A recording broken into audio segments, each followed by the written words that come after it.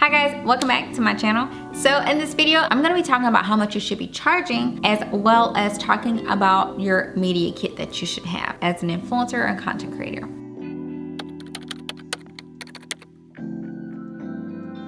If you're new to my channel, my name is Angel. I do share all the things behind the scenes, business-wise, making money, growing social media, and building your business on this channel.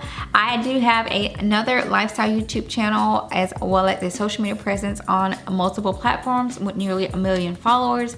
So I created this channel to share behind the business. If you want to learn what's working and what's not working and how you can make more money, be sure to subscribe, as well as like this video. Now, a lot of times as an influencer or content creator, you wonder, am I charging enough? Should I be charging more? Today, I'm gonna be diving more into about how much you should be charging for brand deals and sponsorships. You may have heard this spiel before. I've been in the social media game over a decade, about 10 years, and I have made money for nearly 10 years, and that's across the board. I make money on Instagram, on Facebook, on YouTube, on TikTok, on Pinterest, on Twitter, and on my blog. I make money on every platform. So I speak from experience, and I've had learning lessons where I have not charged enough, but I think I'm to the point now where I make sure I charge enough.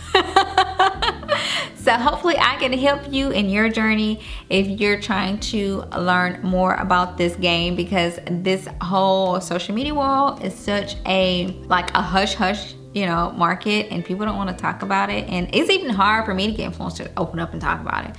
But I'm here to help you guys out and to open up. Okay, my very first piece of advice when you're asking yourself, how much should I be charging, is not to sell yourself short, okay? Don't sell yourself short.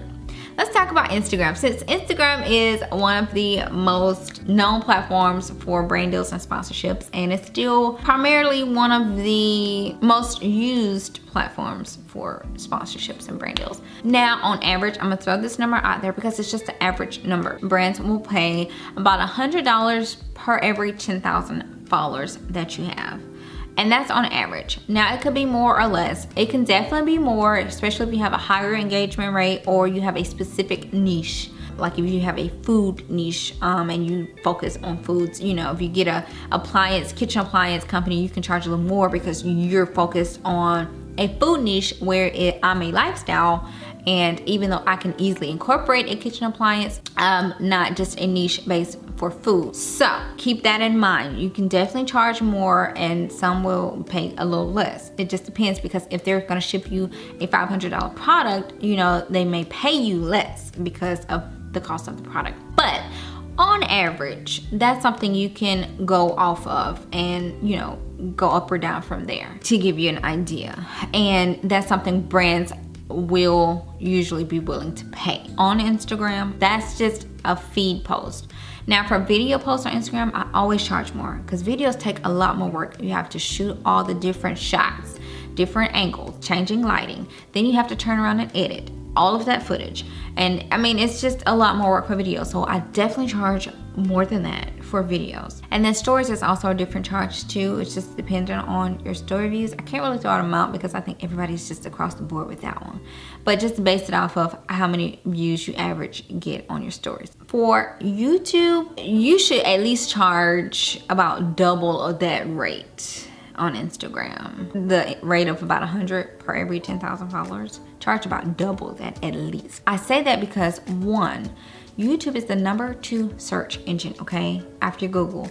And be mindful that Google owns YouTube, okay? So if you're doing a brand deal or a review of a product and somebody goes to Google and search in that product and they want to review, your videos may likely show up. Or if they go to YouTube and search it, your video will likely show up. So it doesn't matter how many followers you have, subscribers you have, how many views you got. People really want to know about that product. They're gonna go look at your review, okay? So you should be charging more, and I see a lot of YouTubers not charging enough. Remember, YouTube is lifelong advertising for a company.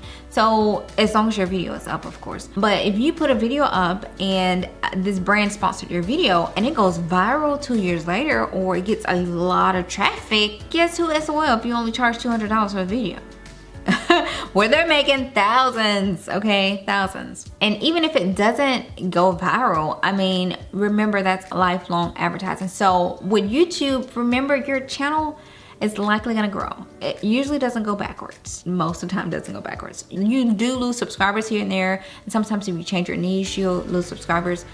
But for the most part, you see your YouTube channel growing. So if you only have 10,000 subscribers this year, next year, you likely won't have 10,000 still. You will likely have moved up. If you've kept at it and been consistent and been moving forward and pushing videos out, more than likely you're gonna be moving forward. So you will likely have a lot more than 10,000 subscribers. I don't know if it'll be 15 or 20 or 30 or 40 or 50. Many times it jumps, so who knows? But you will have more than 10,000, okay? So as people go back and binge your videos, your sponsored videos get rewatched and it continues to get views. So that brand literally continues to get advertising off of your video, even if it doesn't get a lot of views initially or you don't have a lot of subscribers. Think about the future. Remember, it's future advertising. That's long-term advertising for a company. So if this year you got 20,000 subscribers, next year you have 100,000 subscribers, that brand is still gonna get that traffic. So charge them enough up front, okay? Don't shortchange yourself. Remember, that's lifelong advertising no matter how many subscribers you have at the moment. Now, blogs is the same way with YouTube. I may not get a million views or eyeballs on my blog every month like some, but I still charge a lot to do a blog post. Why? Lifelong advertising.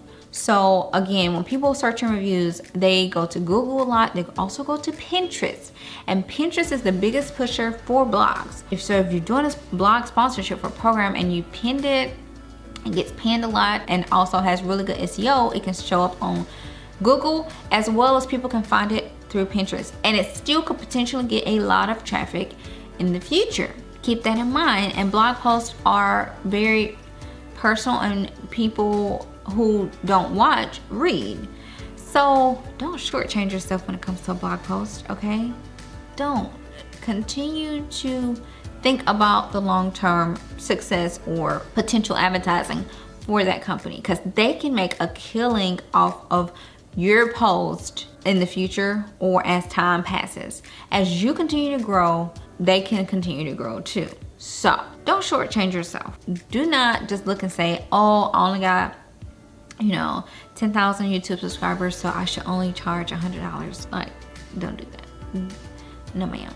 Or same with your blog post, I should only charge $100. No, don't shortchange yourself, okay? Now let's talk about the media kit that you should have if you are an influencer or content creator and you're trying to get brand deals. Many times companies will ask for a media kit. So what should your media kit have? Remember, your media kit is a visual representation of you, okay? So you wanna make sure it looks good. It's your visual resume, but it's not a resume. Pictures, colors, you wanna make sure not to have too many fonts, no more than 2-3 fonts, no more than a few colors, specifically your brand colors, I highly recommend, but you don't have to necessarily have your brand colors. You just wanna make sure it looks really good and it's not doing too much and gives what they need to know. Now, I've heard a lot of coaches say different things and what media kit should have. Find what works for you. I will tell you what I use to create my media kits. I use Canva. If you guys want me to do a tutorial or you want me to do like a workshop, like step-by-step how I create them, I'll have a link below where you can sign up. If I get enough interest, I will try to do something like that. But let me tell you, I hear a lot of people saying what you should or shouldn't have in a media kit. I can't tell you what you should or shouldn't have. What I'll tell you is what works for me and the reasons why. You should have examples of your work in there because they want to make sure that you can create high quality pictures. If you've worked with major brands in the past, that's a huge plus. They know that you're used to the FTC guidelines, that you're used to posting for brand, you're used to working with brand, so you're used to the process. It also shows your quality of work and there's a reflection of your work. Also, make sure you put your stats in there, like how many followers you have on the different platforms. So specifically, I put each platform, how many followers I have on that platform, and then I put a rate for every platform. If you want a picture, if you want a video, whatever it is, make sure to have your different charges in there. Also, be mindful of when brands want to use your content and want rights to your content. That should be an extra charge, people, okay? Don't forget that. Don't let brands run over you with that. And that's coming from Lawyer. That's an extra charge. They want rights to your picture, charge extra for that. Now, here's the one thing I do disagree with. I hear other people saying, and I don't do it. You can do it. It's your choice. They tell you to include your demographics. I do not. And I'll tell you why. One, I'm on multiple platforms. I don't have the time to sit there and list all of my platforms and the demographics on each one because they're different. And two, is because the demographics change, at least for me. Because let's say like with my IKEA videos, I started getting a lot of people from Switzerland and different people coming and watching because IKEA, you know, is based out of Switzerland. So I got a lot of international people watching as well. And so it changes my whole channel because that's like my IKEA videos are my most popular videos. So it kind of changes my whole dynamics on my channel and my demographics. Two, even though the United States is still the #1, but they just fluctuate so much. And then even with TikTok is constantly changing, you know, more adults are getting on, so the age bracket changes. I mean, all the platforms, like, they're just so different and they're constantly changing, and it kind of depends on the content you create too, because it can easily switch and your age brackets can change. And so I just don't put any of that on there. Now, if somebody comes and asks me for my Instagram analytics, I'll take a screenshot and send it to them. But for the most part, I do not put demographics on my media kit. It's not on there, you won't find it. And I don't think you should. And because if, for instance, let's look at a blog post. If you only get 1,000 monthly viewers on your blog post of traffic a month, you know, brands may look at that like, oh no, you want this amount for only bringing in, you know, that amount of visitors? I'm not paying that. But if you never put it on there, they don't know.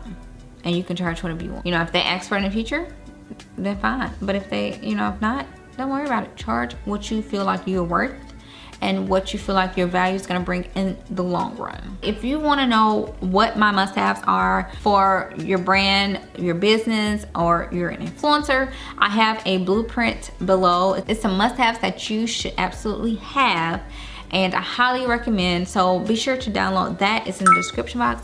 So I'm gonna be talking to you about how I land my big brand deals in my next video, so be sure to keep a lookout for that, and I'll see you in that video. Don't forget to give me a thumbs up.